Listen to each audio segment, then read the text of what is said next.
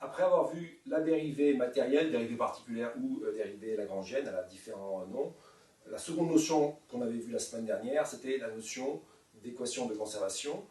Et on avait vu qu'il y avait deux façons d'exprimer les équations de conservation. Alors, tout d'abord, les principes de conservation, ils sont au nombre de 3.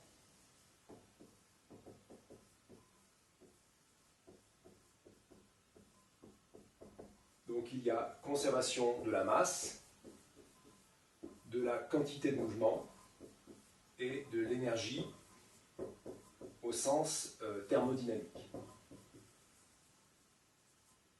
Je mets ici thermodynamique.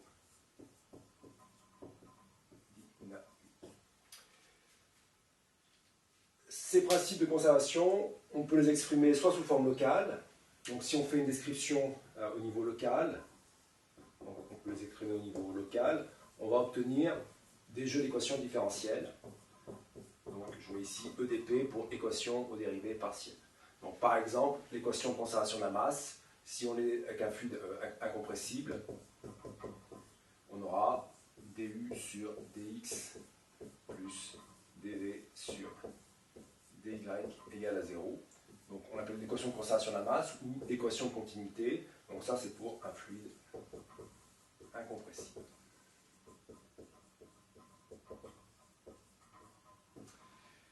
On a une autre façon d'exprimer les équations de conservation, et c'est l'équation, c'est la formulation en fait la plus physique. C'est donc une formulation sur un niveau global, donc un niveau global sur des volumes de contrôle. Donc là, ça fait appel à la notion de volume.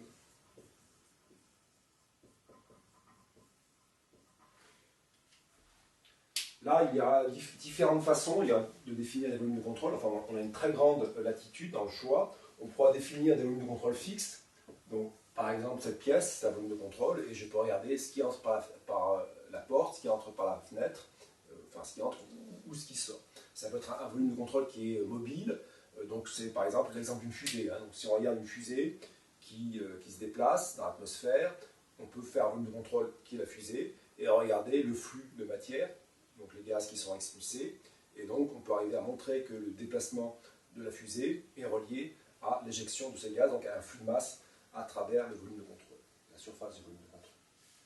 Donc en fait on a un très très grand choix. On peut faire des volumes de contrôle qui sont matériels, donc qui vont suivre une sorte de ballon de baudruche, qui suivent, donc qui incluent ce nombre de particules. Donc il n'y a pas de nouvelles particules qui entrent, il n'y a pas de particules qui sortent, donc c'est le même nombre de particules, et on suit ce volume de contrôle. On peut avoir un volume de contrôle qui est arbitraire, donc par exemple, si je reprends l'exemple de la fusée, le volume de contrôle, ça sera la fusée, je peux me placer en dessous, au-dessus, et donc là, il n'y a pas forcément les mêmes particules qui restent au cours du temps, donc on aura un volume de contrôle qui sera arbitraire.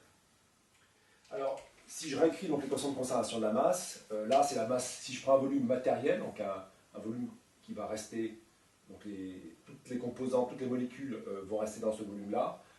Ce volume donc, est affecté avec une certaine masse, qui sera donc l'intégrale de la masse volumique sur ce volume de contrôle. Et donc là, le principe de conservation de la masse veut que, au cours du temps, il n'y ait pas de changement de masse, puisque toutes les molécules restent dans ce volume.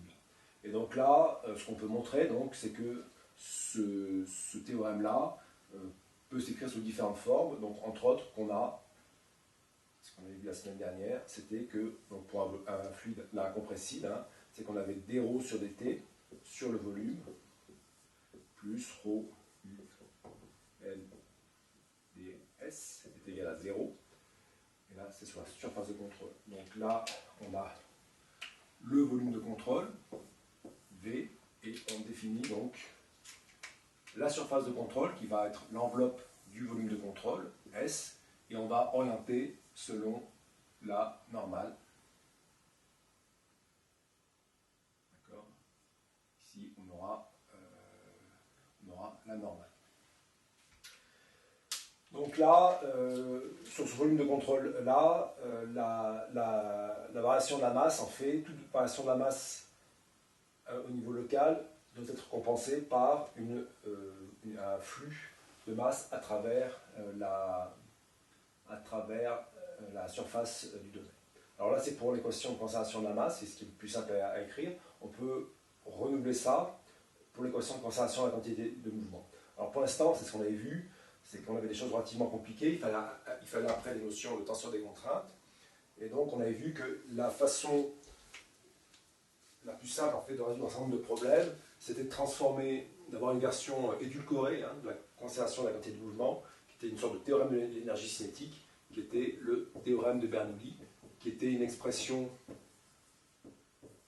donc, qui était valable pour des fluides non visqueux et un régime permanent.